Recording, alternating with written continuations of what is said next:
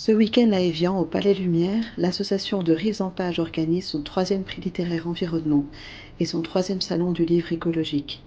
Impliquées dans la question du développement durable, les éditions de la Maison Rose y seront présentes, avec plusieurs de leurs titres, comme le roman Je vous attendais d'Alain Pouteau, qui présente le voyage de 4 jeunes adultes vivant du théâtre ambulant sur les routes de Bretagne et de Brocéliande.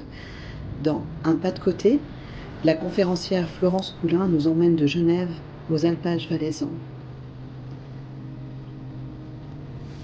Le thriller La machine à destin d'Enguerrand Gutnecht nous fait réfléchir au rapport entre l'homme et la machine, tandis que Les particuliers nous apprend que la différence peut être une force, tout comme Sens interdit, consacré au handicap.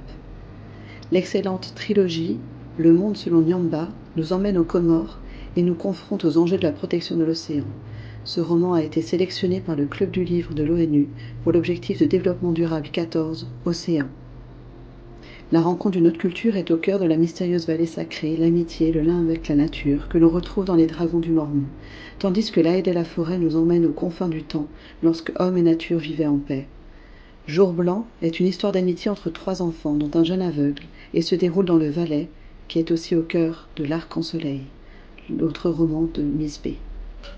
Grand-maman des villes et grand-maman des champs est une histoire de famille qui se déroule à Neuchâtel, tandis que Le monde de Théo se déroule en Bretagne.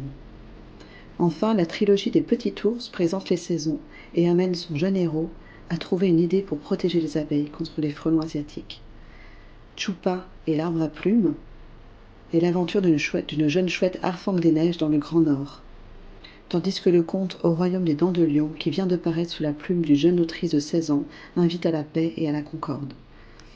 Alors retrouvons-nous nombreux ce week-end à Évian.